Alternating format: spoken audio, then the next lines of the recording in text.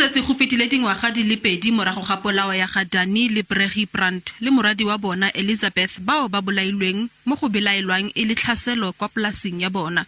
Tsheko ya babelaelwa ba le bane bao go belaelwang e le babolai jaanong ya simolola. Donald Seolesang, Tshepo Fisagi, Realeboga Manyedi, Phimotse le Tshepaone Malato ba latofaditswe ka dipolao tse. Fela ditatofatso tsotlhe kgatlhanong le Manyedi di phimotswe.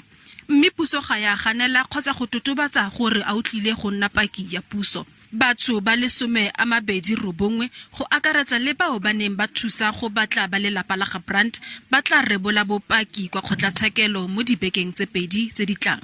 Kgetsi e gopoditse ba lelapa ka tiragalo e ya matlhotlhapelo. Our family were taken away from us. That is time and memories that we will never get back. So it's incredibly difficult for us. Ba lelapa ba re ba solofela gore tsheko e tla tsamaela ka bonako gore bosiamisi bo diragadiwe.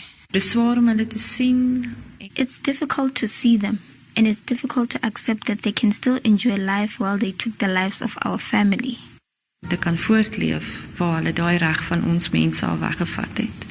Tsheko e tswelela ka moso.